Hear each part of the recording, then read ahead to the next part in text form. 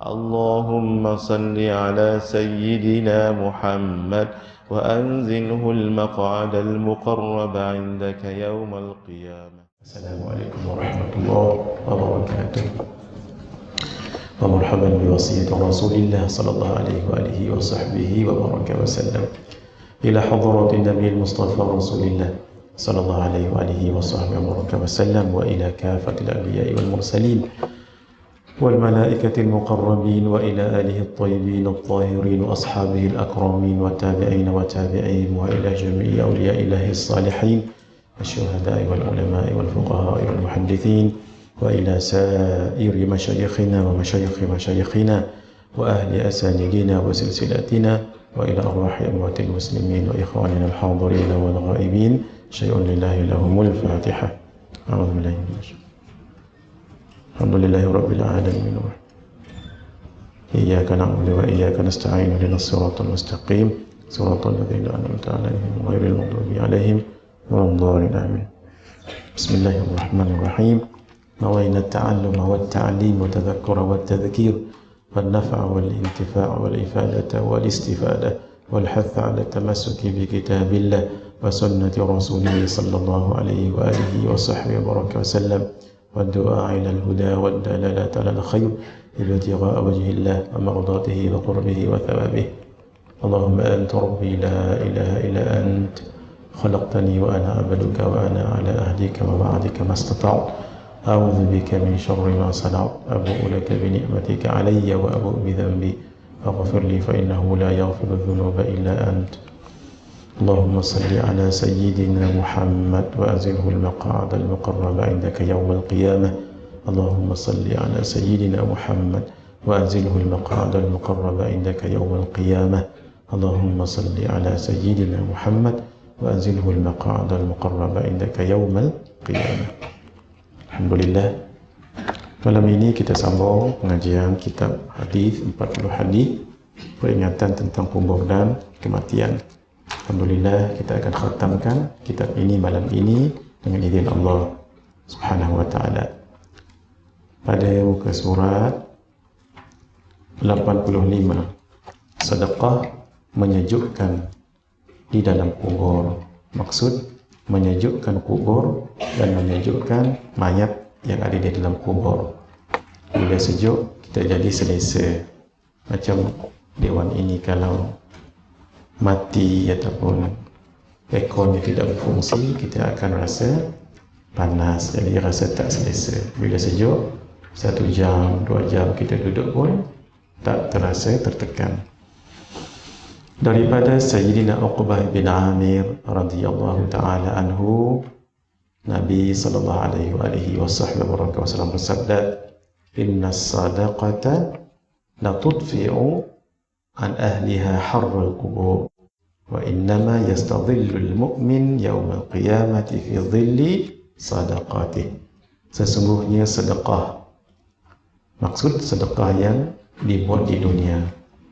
Kita sudah berkali-kali sebut yang namanya ibadah, sama ada ibadah khusus, solat, zakat, puasa, haji, ataupun yang umum termasuk sedekah dan amal baik. Itu kesempatan kita buat ketika masih hidup, jangan tinggalkan. Nah, kalau dah meninggal, tak ada dah. Banyak mana pun harta kita, tak boleh dah kita beramal. Nak mengucap subhanallah pun tak boleh dah dalam kubur. Walhal ucap subhanallah itu gharsun, satu pokok akan ditumbuhkan di dalam syurga. Subhanallah wa bihamdihi kalimatani khafifatani 'alal lisan thaqilatani fil mizan habibatani 'inda ar-rahman. Subhanallah wa bihamdihi subhanallahil azim. Itu kesempatan ketika hidup sebegini, jangan lepaskan peluang. Ketika kita berbicara ataupun berzikir, baca Quran, salawat, dapat pahala. Ketika kita diam pun dapat pahala. Maksud, ketika ada orang berceramah ataupun guru mengajar, kan kita diam tu. Diam itu kita niat, ya Allah, saya nak jaga adab dalam majlis ilmu. Saya nak dengar apa yang dikata guru. Saya nak tumpukan pengajian. saya diam, tidak nak mengumpat, tidak nak cerita keburukan orang. Diam itu pun dapat pahala. Itu orang mukmin gitu. Tidur dapat pahala. Tapi jangan tidur dalam, itu lain cerita tu. Tidur maksudnya tidur selain daripada majlis ilmu lah. Dan tidur selain daripada solat. Jangan solat tidur. Dapat pahala semuanya. Allah. Nilainya pahala itu di dunia. Dalam kubur tak ada dah. Tak solat dah. Tak dapat berzikir dah. Itu kembali pada amal kita di dunia. Jadi selama hidup ni ada lagi, buat apa sahaja amalan. Walaupun nampak kecil, tapi besar di sisi Allah. Maaf ya, kayak cicak di surau ataupun di masjid, tak ada apa pun. Kita pun ambil tisu ke apa semua orang, nampak kecil je, mungkin hina dalam pandangan sebagian orang. Besar pahalanya tu dinilai kalaulah Tuan Imam terpijak dari cicak tadi itu. Apa berlaku pada seluruh jamaah? Habis bungkus, kalau lepas solat dia umumkan, maaf semua, tak cicak punya dekat kaki saya tadi. Habis bungkus semua solat, kecuali dia sengap-sengap. Dia tak bagi tahu sampai balik, solat kita sah. Dan orang di belakang Tuan Imam tak nampak. Kalau orang belakang imam lah nampak, dia mesti niat mufaraqah. Jangan bagi tahu kat orang tak syisyap, batal sembahyang dia. Yang sebelah ya ke? Batal juga. Jadi hukumnya begitu. Betapa kita tadi itu. Walaupun nampak kecil. Sesungguhnya sedekah sedekah yang dilakukan di dunia. Sedekah atas nama waqaf, atas nama infak, atas nama sabil. Kalau di Saudi disebut sabil. Atas nama tabarruk, charity, fund dan sebagainya. Itu nama sedekah. Akan memadamkan panas kubur untuk orang yang melakukannya. Alhamdulillah. Hanya saja pada hari kiamat, orang beriman akan mendapat naungan berteduh di bawah sedekahnya ketika di dunia. Lagi banyak dia bersedekah, maka lagi banyak naungan, lagi besar naungan itu. Jangan dilihat besar ataupun kecil sedekah itu di dunia, tapi lihat besarnya ganjaran daripada Allah Subhanahu wa ta'ala. Alladhi a'ta wattaqa, orang yang memberi ay bersedekah, wattaqa, dan dia bertakwa kerana yakini Allah yang suruh, Nabi yang suruh, wasaddaqa bil husna, dia membenarkan akan husna yang baik, ay balasan daripada Allah yang itu. Ketika kita bersedekah, kita kena takwa, ay ikhlas, yakin pemberian gantian daripada Allah lebih bagus. Jangan dilihat banyak sedikit sedekah kita itu, tapi jangan sedekah sikit je nanti, yang penting Allah bagi banyak, betul. Tapi keikhlasan itu seseorang dinilai bagaimana ikhlas ketika dia memberi itu. Lagi banyak dia ikhlas kerana banyak dia memberi, itu lagi bagus.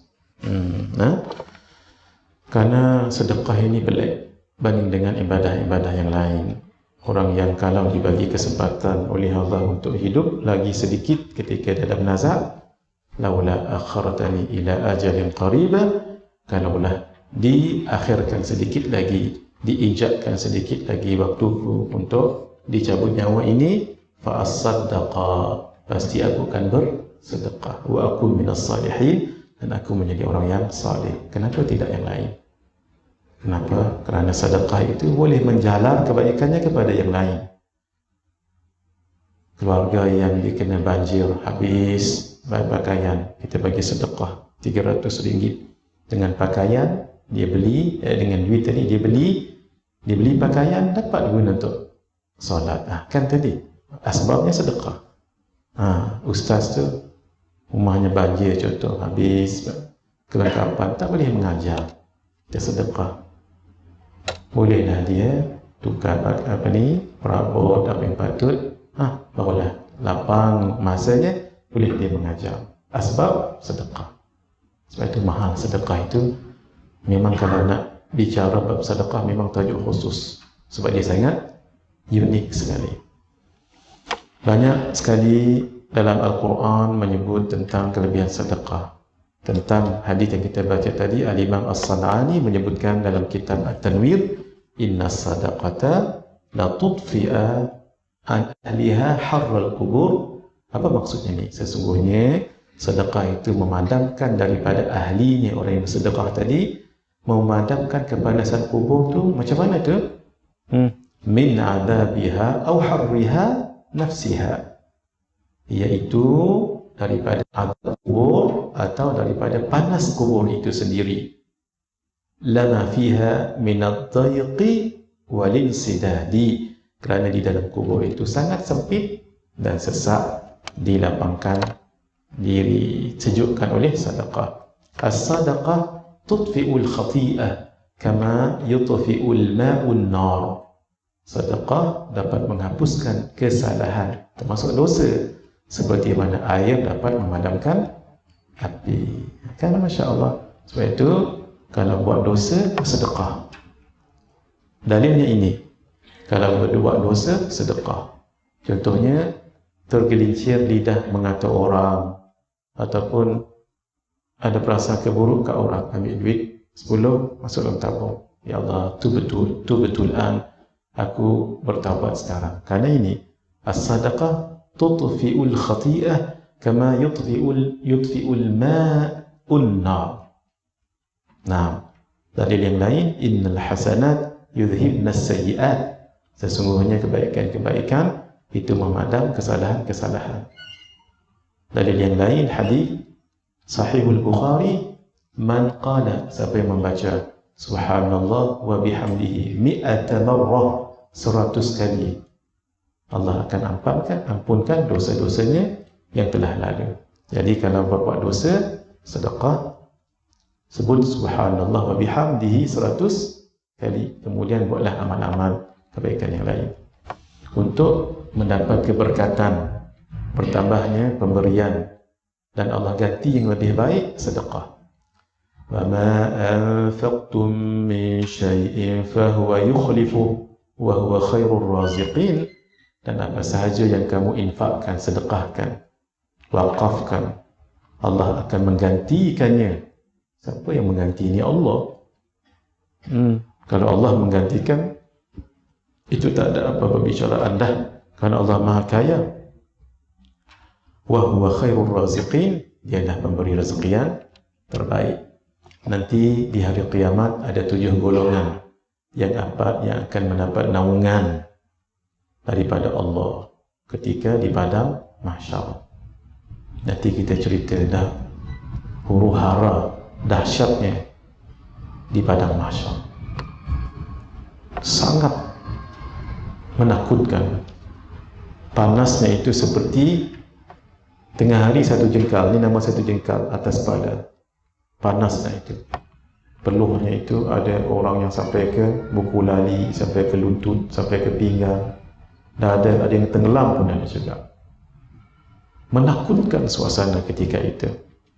Ada yang berdiri 1 tahun, ada yang 1000 tahun, ada yang 5000 tahun, sampai mereka doa, ya Allah, cepatkan, pindahkan kami daripada padang mahsyar ni ke tempat lain.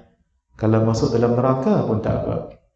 Disebut di dalam kitab Tuhfatul Murid, syarah kepada kitab Jawharatul Tauhid, Al-Imam Ibrahim Al-Laqani. Walau mereka tak tahu di neraka lagi teruk. Tapi nak tunjuknya, nak lepas daripada itu. Berdiri di tempat yang digambarkan dalam hadis seperti putih roti, yang tidak ada lekuk, tidak ada lembah, tidak ada sungai, tak ada, putih. Begitu. Seluruh makhluk ada di situ.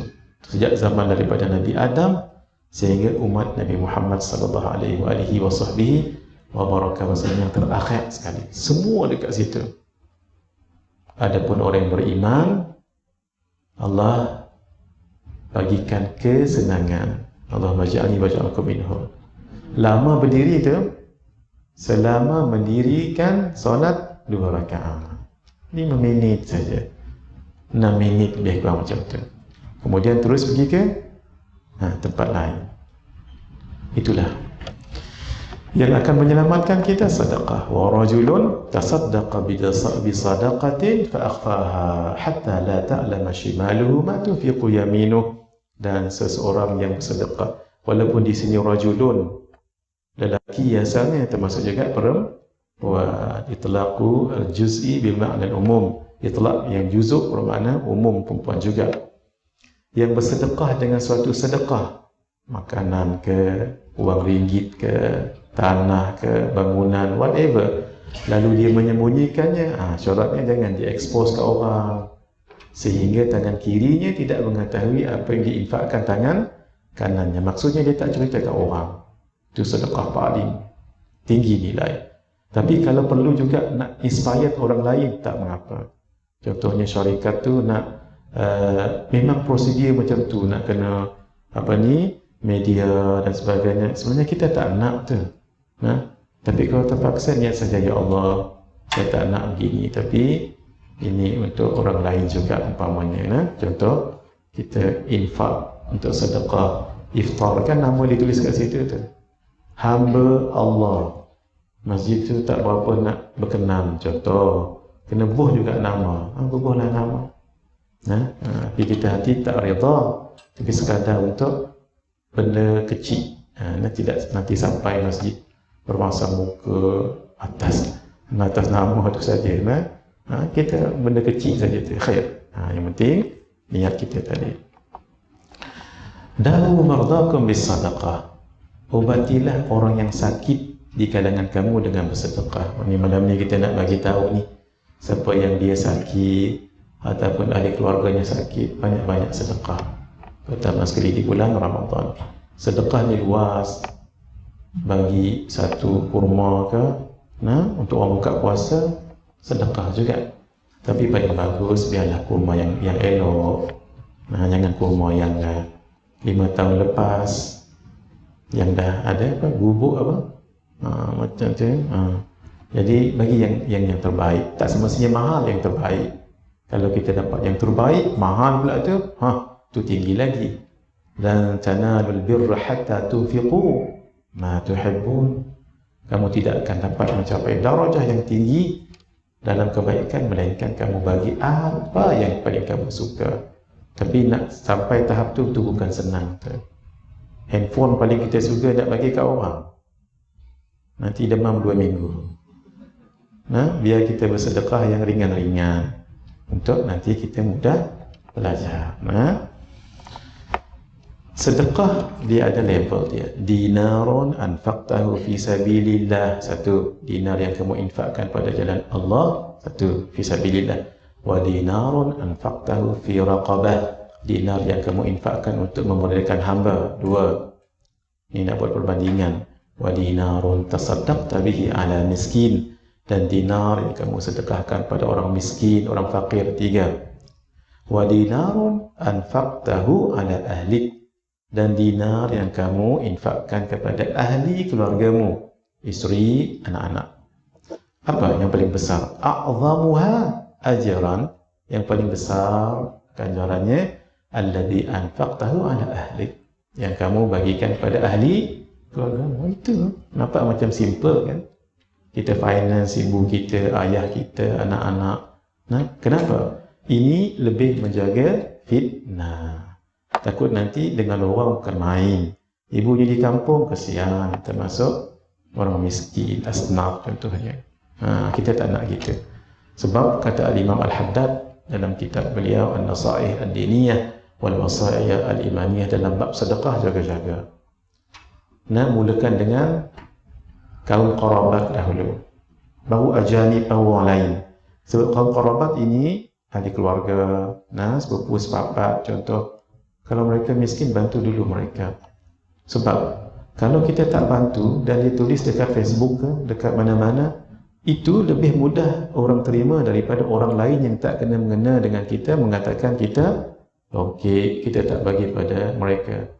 Fitnah itu lebih cepat diterima dan menjalar daripada ahli keluarga sendiri. Sebab itu, ini ambil berat benda ni. Kita bersedekah dengan orang lain bagus, tapi jangan sampai adik-beradik, kaum kerabat kita tidak sedekahkan. Al-Imam An-Nawawi mengatakan, ajma'atil ummah ala anna sadaqata 'ala al-aqarib afdal min al-ajanib. Umat telah ijma' bahawa sedekah atas keluarga yang dekat, al-aqarib, lebih afdal daripada orang yang bukan saudara kita, al-ajanib. Wal ahadithu fil mas'alati kathiratun masyhurah. Hadis-hadis dalam perkara ini banyak dan masyhur. Ma naqasat sadaqatun min mal. Tidak pernah sedekah mengurangkan harta seseorang, bertambah lagi kan ada. Yakin ni hadirin. Kalau kita sedekah, yakin. Jangan ditengok sedekahnya itu, tapi tengok luasnya pemberian Allah dalam sedekah itu. Tak pernah sedekah itu mengurangkan harta seseorang. Tidak pernah. Kalau nak yakin, dia kena bersedekah lah selalu. Ada orang yang bersedekah tapi dia masih sayang hartanya. Yang paling bagus, orang yang tak sayang hartanya. Kalau dalam istilah di sebelah Fatani Kelantan, orang yang boros, B-O-R-O-S, boros. Tapi bukan boros maksudnya negatif tu, tak. Dia tak sayang harta dia. Dia tak sayang harta dia. Sebab itu kitab-kitab Jawi lama dulu, ketika menterjemah Bismillahirrahmanirrahim dengan nama Allah Ar-Rahman itu yang boros. Kalau kita baca zaman sekarang ni, dah komen dah, apa kitab ni macam ni? Sabar, tunggu dulu. Siapa yang menulis? Siapa orangnya? Apa wakilnya menulis? Sebab itu kita nak komen orang, kena insaf dahulu. Orang sebelah Fatani, sebelah sana tu, menterjemah sebahagiannya, tidak semuanya, dengan boros. Boros ni bagi kita negatif. Tapi boros maksudnya yang ada kaitan dengan Allah, yang tak sayang harta dia. Maksudnya tak sayang hartanya. Maksudnya Allah bagi. Itu maksudnya boros. Sebab itu Ar-Rahman itu 5 huruf. Ra, ha, mim, alif, nun. Rahim 4. Ra, ha, ya, mim. 5, 4. Sebab itu diterjemah dengan pemurah. Pemurah yang tidak bertepi. Kenapa? Kathratul mabna tadullu ala kathratil makna. Banyaknya huruf menunjukkan luasnya maknanya itu. Rahim 4. Jadi ini Rahman, Ra, Ha, Mim, Alif, Nun. Maksudnya Allah pemurah semua orang. Orang Islam pun Allah pemurah, orang bukan Islam pun begitu. Orang taat Allah pemurah, orang maksiat pun begitu juga. Tak kira. Rahman even di dunia, even di akhirat. Tapi kalau Rahim, ini khas untuk orang yang beriman sahaja. Ini sirah mubalaghah. Rahim, fa'il. Itu dengan lihat mabna sahaja kita tahu rahsia-rahsia itu. Karena itu lawan bagi orang yang sedekah ni, lawan dia apa? Lawan dia kedekut, bakhil. Ada satu lagi sifat yang lebih teruk daripada bakhil, namanya syuh. Asyuh, shin, ha, syuh. Syuh ni lebih teruk daripada bakhil. Bakhil ni kedekut. Contoh, kita nak bersedekah, tengok dalam poket ada 2 biru. Satu RM1 warna biru, satu lagi RM50. Agak-agak ambil yang mana? Ni jujur ambil yang mana? Biru yang besar tu ke biru yang kecil? Selalu begitu. Sebab kalau ambil biru yang besar, demam 3 hari. Jujur saja kan? Masya Allah.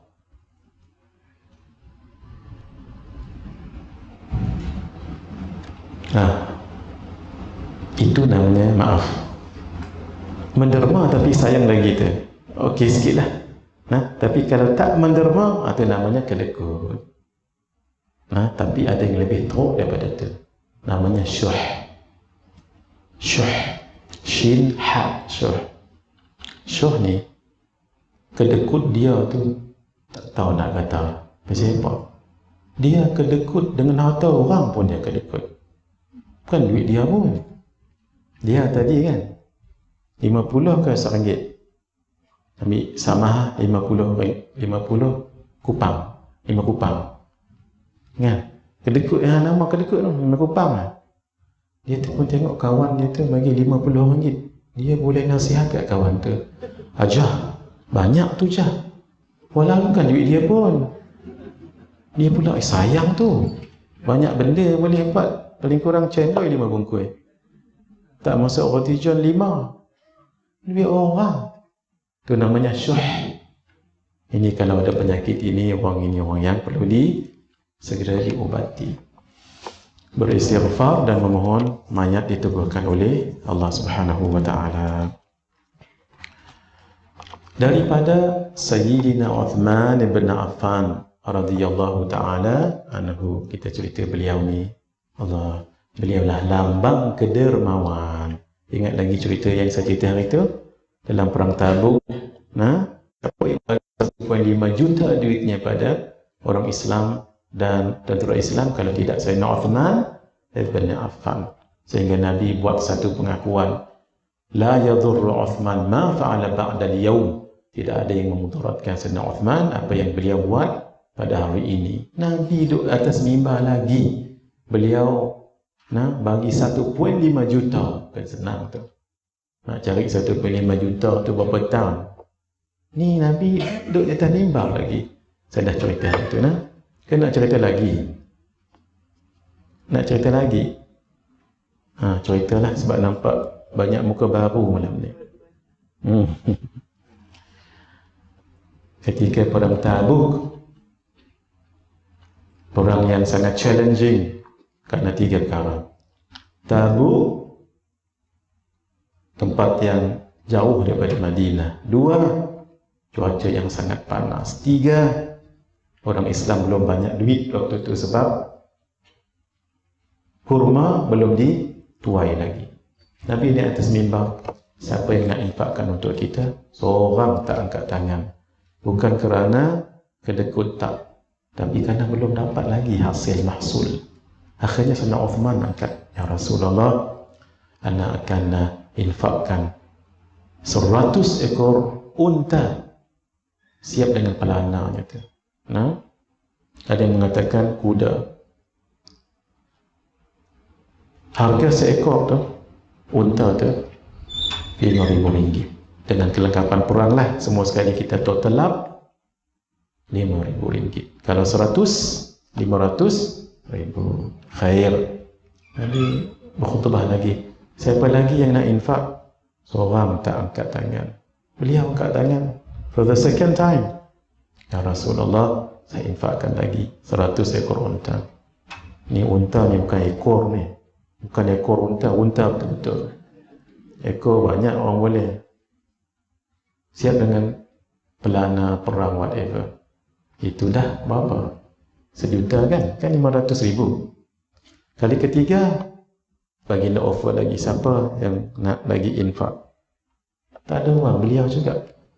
Ana ya Rasulullah, ana akan sediakan 100 ekor unta dengan kelengkapan perang semua. 1.5 juta. Itu yang Nabi atas mimbar sebut, la yadhurru Uthman ma fa'ala ba'da al-yawm. Tidak ada yang memudaratkan Sayyidina Uthman apa yang beliau lakukan hari ini. Dengan kekayaan Sayyidina Uthman membeli syurga, ya Allah. Itu bermakna tidak salah jadi orang kaya. Kalau harta digunakan ke jalan yang tidak benar, malah nanti menjadi hujah kepadanya nanti. Siapa orang yang paling bahagia dalam dunia ni? Melainkan orang ini. Kenapa? Seseorang kalau dia memiliki 3 ini, memang orang yang banyak kurniaan daripada Allah. 1, kesihatan yang baik. 2, harta yang tak pernah kurang. 3, kekuasaan yang tidak pernah dijatuhkan. Orang inilah yang dapat siapa? Tak pernah sesama dalam kehidupannya. Jangan kata migrain, kencing manis, darah tinggi, buah pinggang, tak pernah sakit orang ini. Sesama tak pernah selama 30 tahun.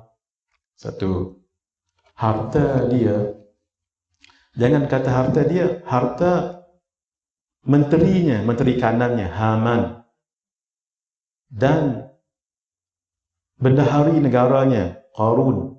Harta kedua orang ini dipikul oleh unta-unta. Bukan hartanya dipikul, kuncinya tu. Gedung-gedung harta tu, orang dulu kan simpan dalam gedung, dalam kilang ke dalam rumah. Kunci kan besar-besar. Dipikul oleh unta. Nak tunjuk banyaknya harta. 30 tahun tak pernah jatuh pemerintahan. Dia, orang ni tadi. Alaysa li mulka Misra? Tidakkah saya punyai kekuasaan pada negara Mesir? Wa inna hadhihi al-anhar tajri min tahti. Sungai-sungai ini berjalan, mengalir di bawahku. Maksud, di bawah kekuasaanku. Siapa orang yang saya maksud ni?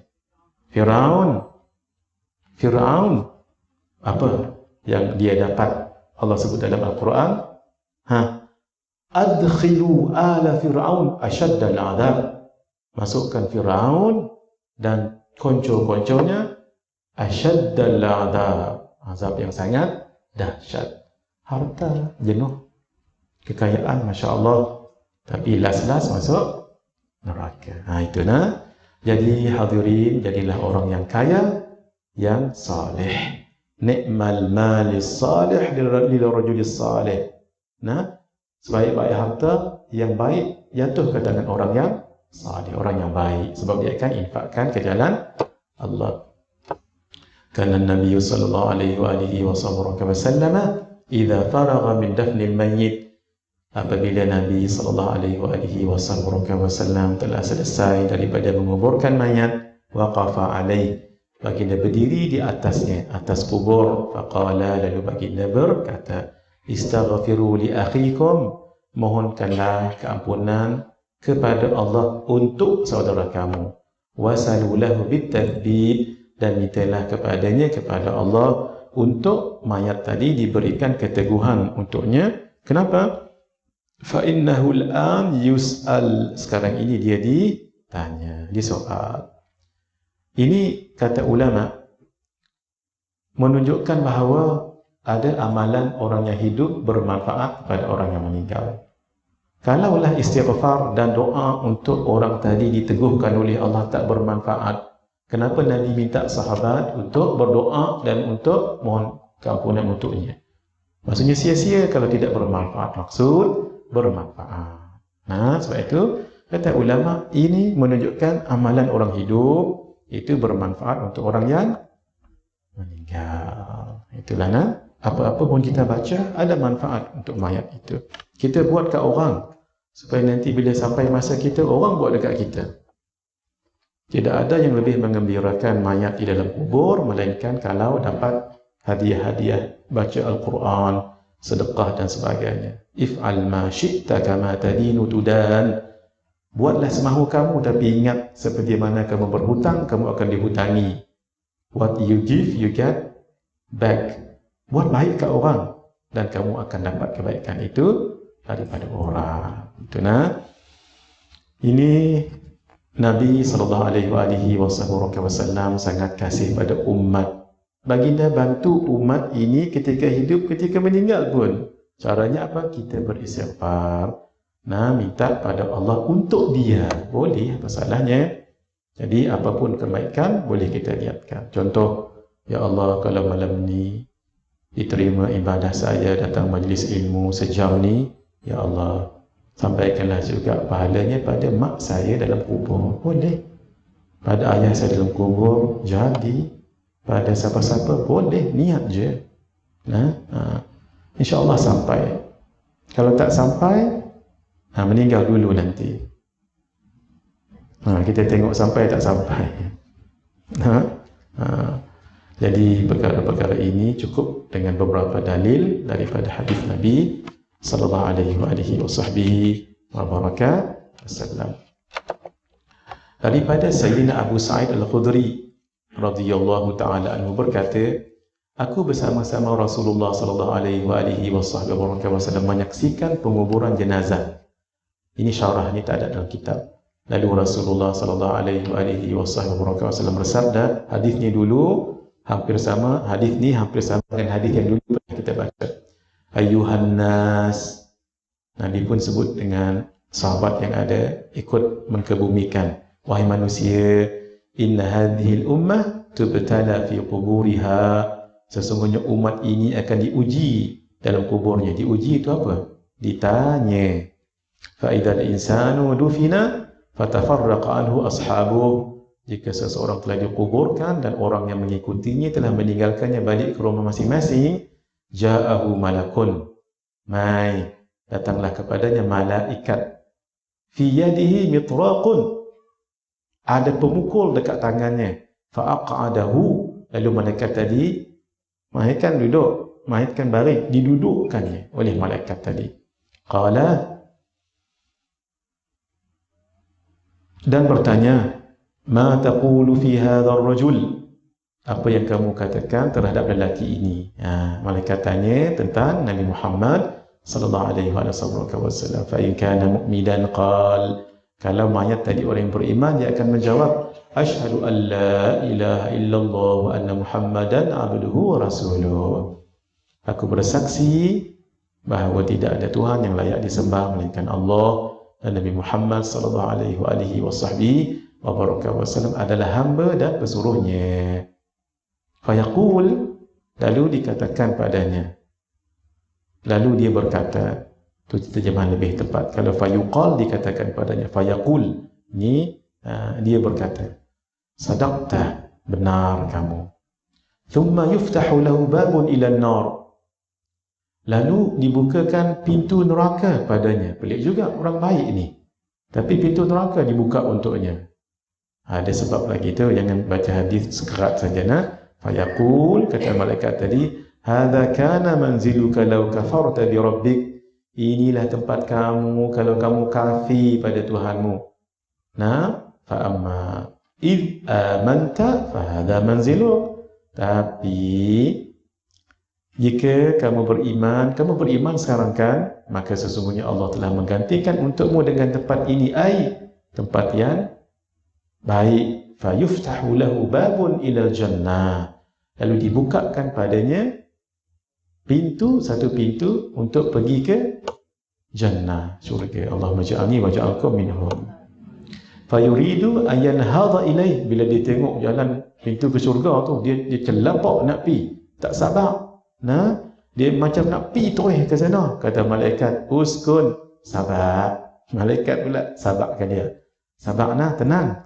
Wa yufsahu lahu fi qabri. Diluaskan untuknya kuburnya. Walaupun 6 kaki bawah tanah, kesian kita tengok. Tak, dia terseronok dalam tu, luas daripada bilik kita ni lagi.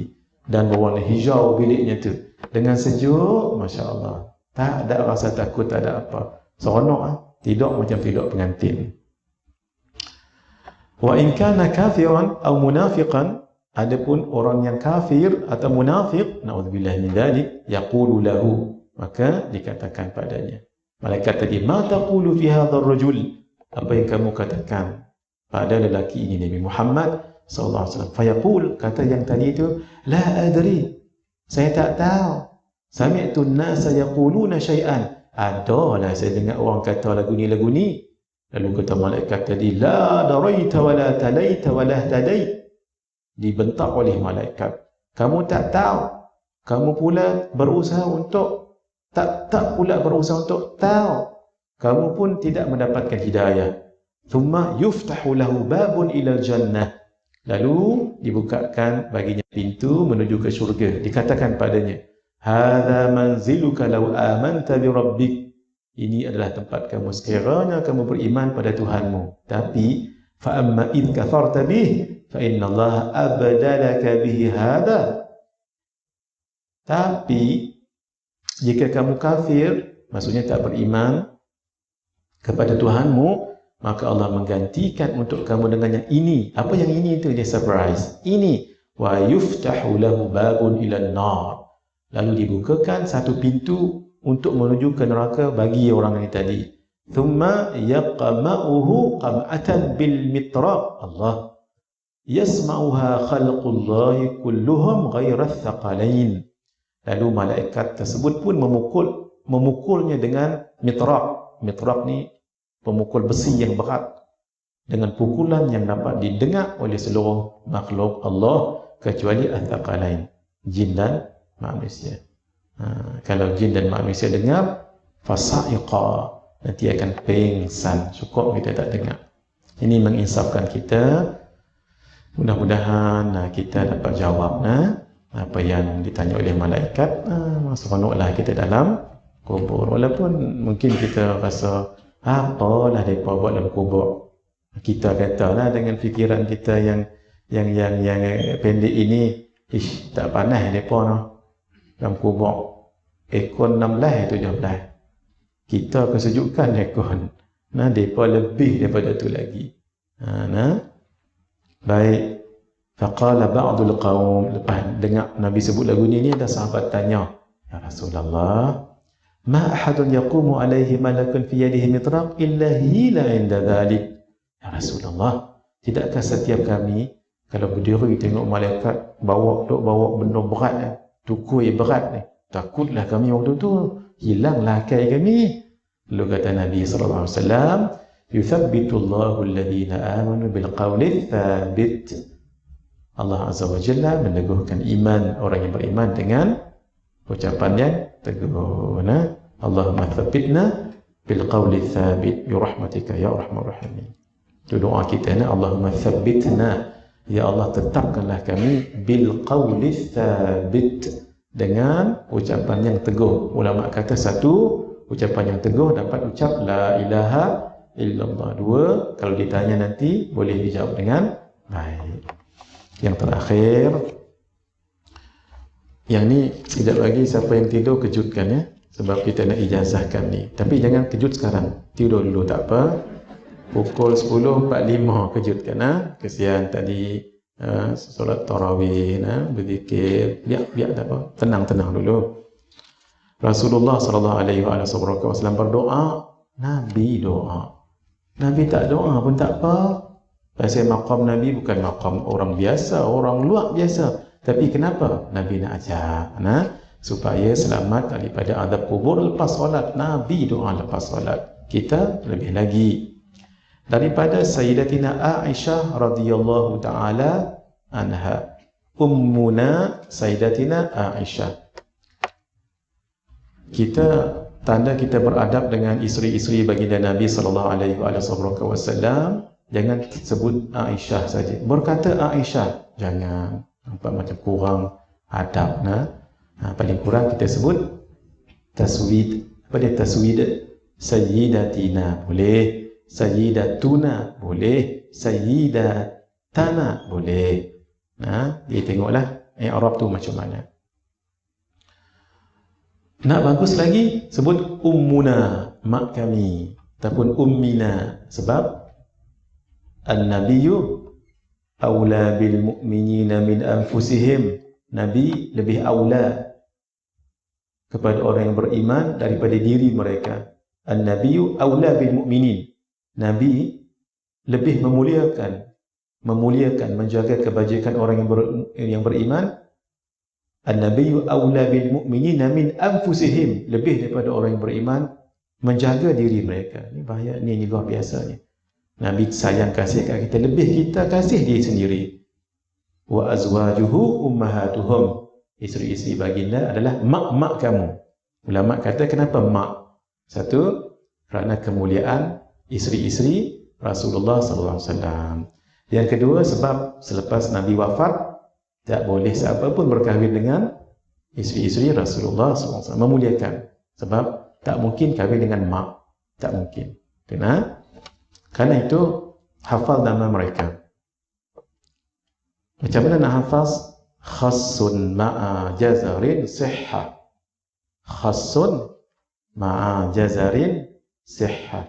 Khassun sayur sawi,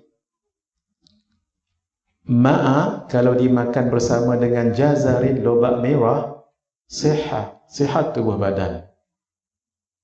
Esok lakulah sayur sawi dengan lobak merah esok. Ini kaedah yang ulama buat untuk mudah kita faham. Khassun ma'a jazarin sihha. Kha, huruf yang awal tu Ummina Sayyidatina Khadijah binti Khuwailid. Sin, Ummina Sayyidatina Saudah binti Zam'ah. Bacanya Saudah, bukan Saudah. Saudah binti Zam'ah. Mim ada dua, Ummina Sayyidatina Maimunah binti Al-Harith. Sayyidatina Khadijah, perkuburan beliau di Ma'la, Jannatul Ma'la di Makkah.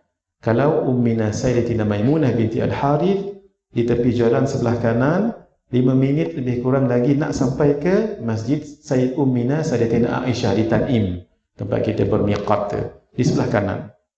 Dua ni sahaja, yang lain tak sama satu kubur.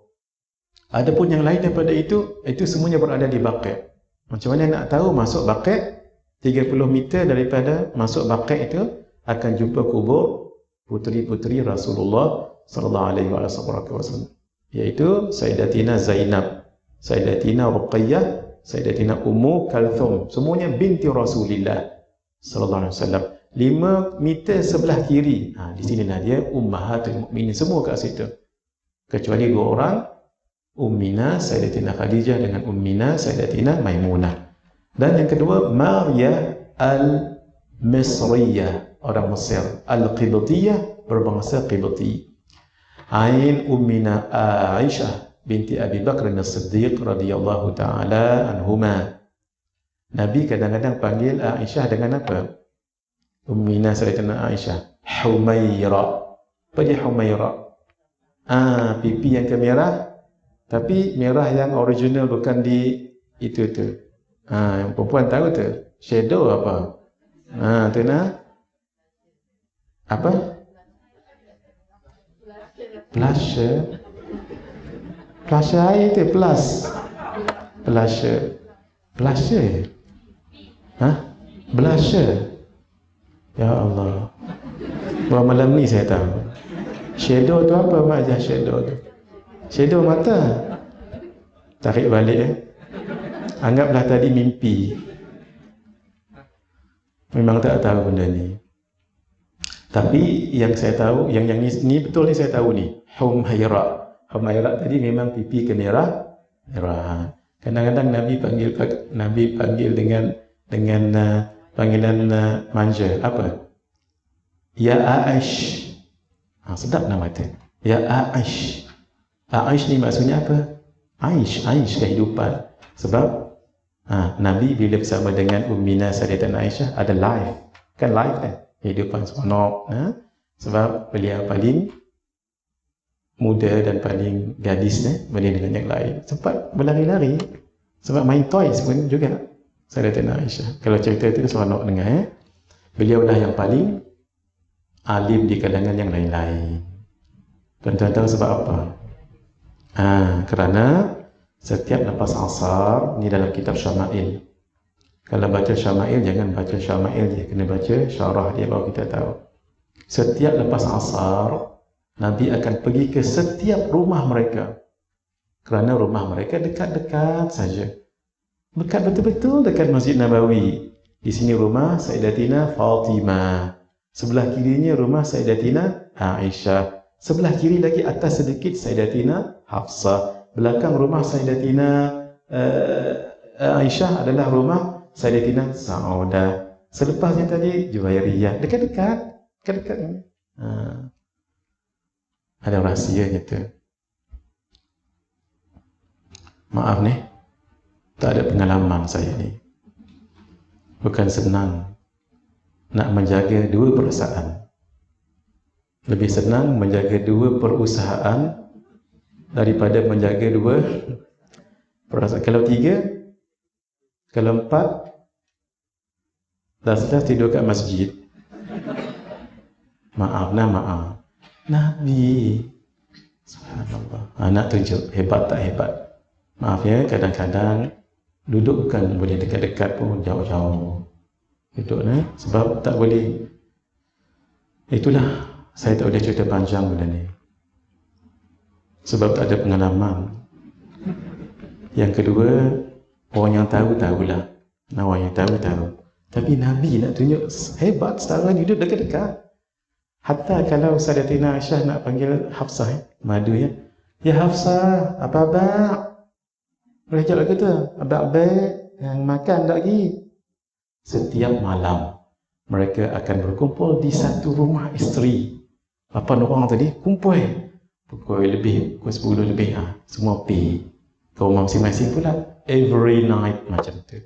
Nabi selepas asar akan pergi ke setiap rumah. Pergi rumah pertama, apa-apa? Siap kan? Macam mana, ada apa-apa? Tak ada apa ya Rasulullah, khair. Assalamualaikum. Waalaikumsalam. Pergi rumah kedua pula. 3, 4. Barulah berhenti di rumah yang malam tu menjadi gilirannya. Sayyidatina Aisyah selalu mendapat 2 malam. Kenapa? Di belakang rumah beliau adalah rumah Sayyidatina Saudah. Ketika Nabi kahwin dengan Sayyidatina Saudah, umur beliau 65-66 tahun. Maksudnya Nabi kahwin bukan kerana nafsu, tapi kerana wahyu daripada Allah. Akhirnya kata Sayyidatina Saudah, ya Rasulullah, malam saya paskan kepada Aisyah. Gitu. Yang lain tak, beliau sebab itu beliau selalu dapat berapa malam? 2 malam. Di ketika yang lain rotate hanya 1 malam. Sebab itulah beliau paling banyak melihat hal ihwal Nabi, paling tahu hukum hakam. Jim, Ummina Sayyidatina Juwairiyah binti Al-Harith. Zai ada 2, Ummina Sayyidatina Zainab binti Jahash dan Ummina Sayyidatina Zainab binti Khuzaimah. Ra, Ummina Sayyidatina Ramlah binti Abi Sufyan yang digelar dengan Ummu Habibah. Kemudian Sad, Ummina Sayyidatina Safiyah binti Huyai bin Akhtab, satu-satunya orang Yahudi yang dikahwini oleh Rasulullah sallallahu alaihi wasallam. Ummina Sayyidatina Hafsah, anak kepada Sayyidina Umar bin Khattab radhiyallahu taala anhu. Diingat ya, Abu Bakar As-Siddiq, tapi Sayyidina Umar bin Al-Khattab. Supaya jangan keliru. As-Siddiq itu gelaran. Adapun Ibnul Khattab adalah nama ayah. Hind binti Abi Umayyah. Tapi orang Melayu kita selalu ditanwin tu dibunyinya. Asalnya Hind. Jadi disebut Hindun. Asalnya Hind saja. Jadi Hindun binti Abi Umayyah yang digelar dengan Ummu Salamah, Ummul Masakin, suka bersedekah dengan orang-orang miskin. Inilah rumah-rumah isteri Nabi. Ini sebagai replika saja yang ada dekat museum di Al-Madinah.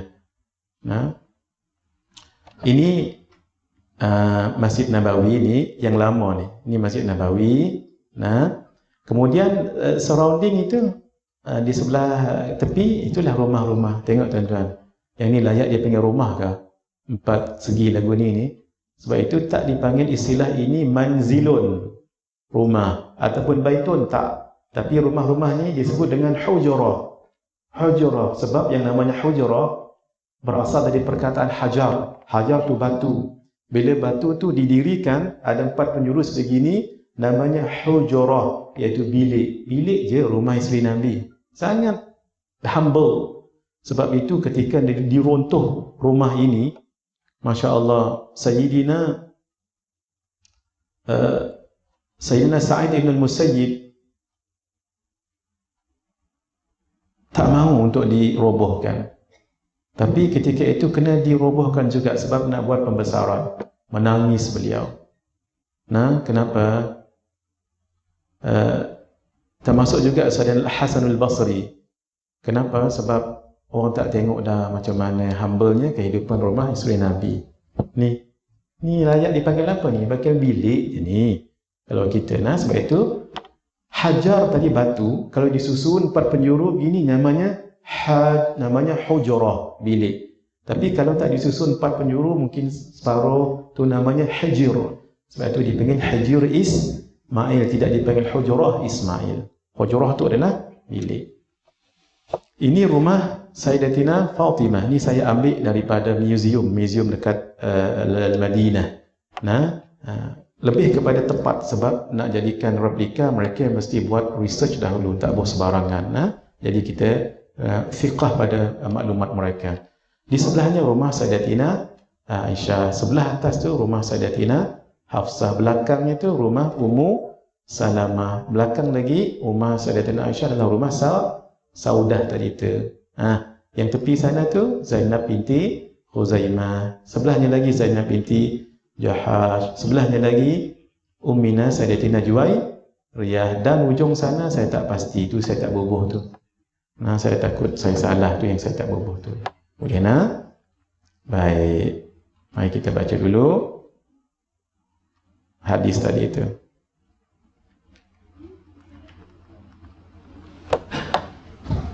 Kata Ummina Sayyidatina Aisyah, dakhalat alayya ajuzani min ajuzi Yahudil Madinah.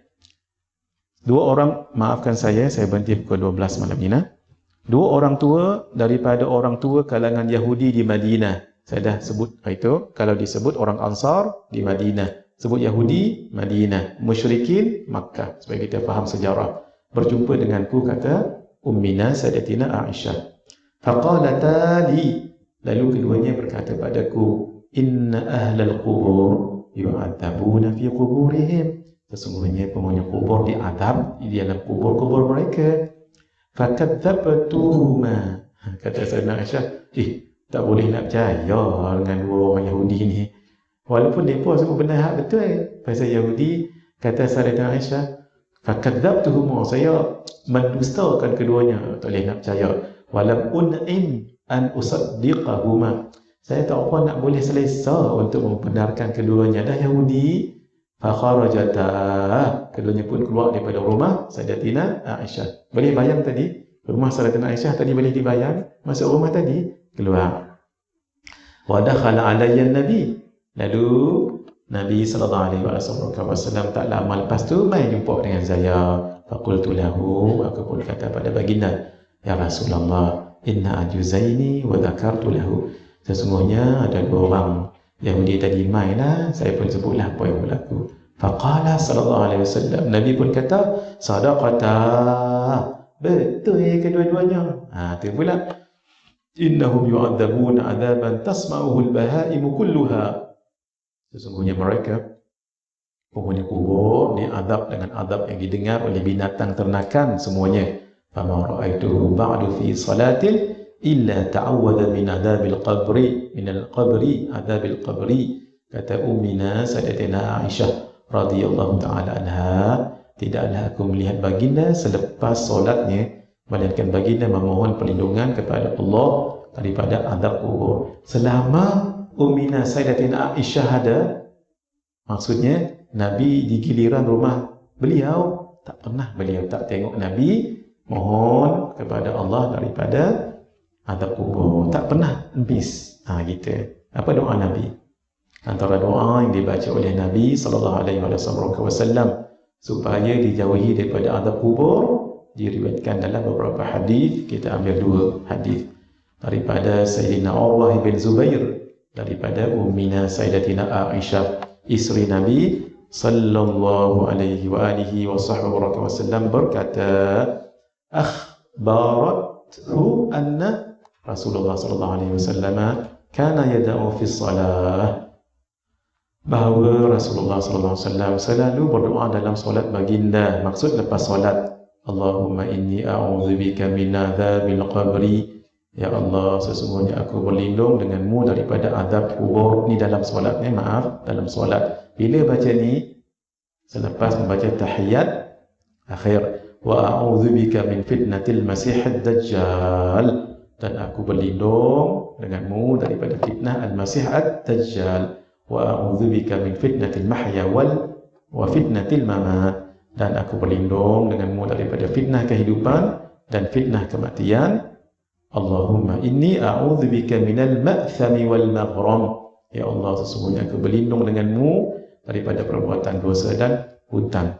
Ini berbeza sedikit dengan hadis yang kita riwayatkan hari itu dari segi susunan. Yang susunan itu kita baca Allahumma inni a'udzubika min adzabi jahannam, wa min adzabil qabri, wa min fitnatil mahya wal mamat, wa min syarri fitnatil masihid dajjal. Boleh, mana-mana pun boleh sebab riwayatnya pun pelbagai.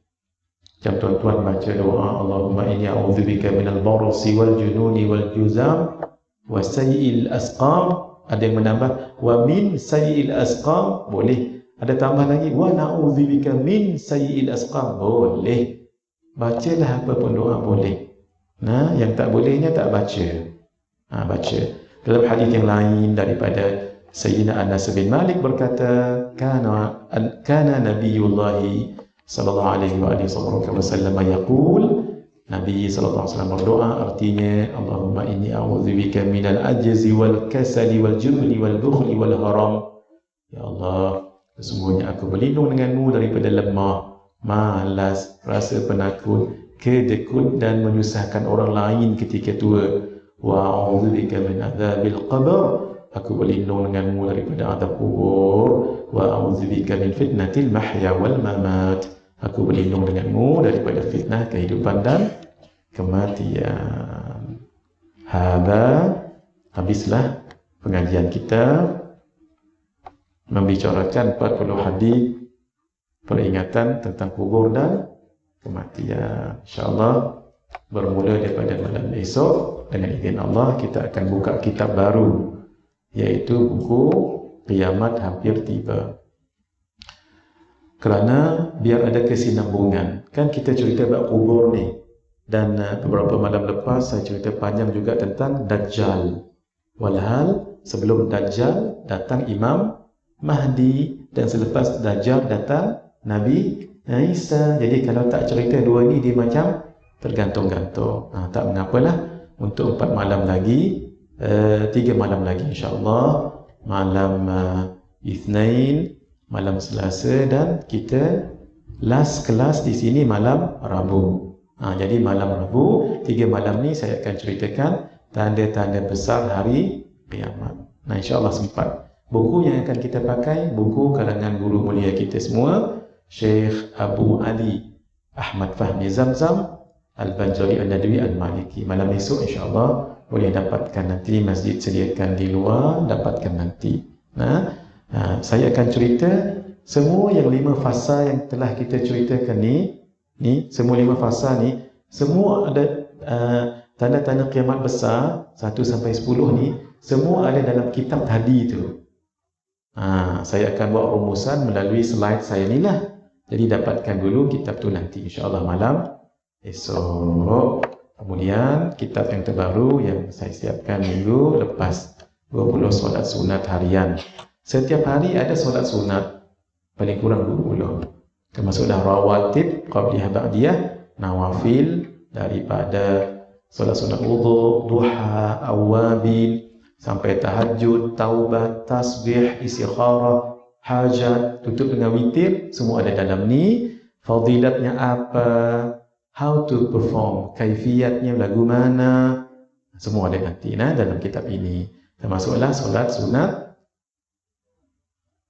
mutlak, maksudnya tak ada apa sebab waktu kosong-kosong sembahyang saja 2 rakaat, usalli sunnatan raka'ataini lillahi ta'ala, saja ke salat 2 rakaat dan Allah Ta'ala. Tambah kita masih berbaki di Ramadan ni, kita buat banyak-banyak solatnya, dan kalau boleh biarlah kita baca surah dalam solat. Ingat lagi hadis, siapa yang baca 3 ayat dalam solatnya itu lebih baik daripada berapa? 3 ekor apa? Ekor unta yang gemuk dan yang bunting. Fadilat yang sangat besar. Jadi insyaAllah malam esok kita akan bawa 2 buku ni. Tapi yang saya baca buku sebelah kiri itu, Kiamat Hampir Tiba. Nanti saya akan baca sedikit 20 solat sunat harian. Yang ini kita akan ijazahkan pada malam Rabu ya, insyaAllah. Dan malam Rabu tu kalau boleh hadir semualah, sebab malam tu last untuk kita bersama dalam kelas lewat malam sebegini di masjid yang sangat barakah ini. Kita sambung untuk malam esok dengan kitab Kiamat Hampir Tiba, insya-Allah. Hadza wa billahi taufiq wal hidayah. Wassalamualaikum warahmatullahi wabarakatuh. Bismillahirrahmanirrahim. Alhamdulillahirabbil alamin wassalatu wassalamu ala asyrafil anbiya'i wal mursalin wa ala alihi wasahbihi ajma'in. Allahumma ij'alna minal ladzina yastami'una al-qawla fayattabi'una ahsanah. Wa sallallahu ala sayyidina Muhammad wa ala alihi wasahbihi ajma'in. Walhamdulillahirabbil alamin. Yang hadir dengan yang ikut kami secara live, sebut kami terima ya. Bismillahirrahmanirrahim. Saya ijazahkan buku ini kepada semua yang hadir, yang ikut kami daripada mula sampai akhir, ataupun sebahagiannya, ataupun baru malam ni dapat juga ijazah ni. Tuan-tuan sebut kami terima. Juga yang ikut kami secara live, bolehlah sebut kami terima. Wassallallahu ala sayyidina Muhammad wa ala alihi wa sahbihi ajma'in. Walhamdulillahi rabbil alamin. Bisirril Fatihah.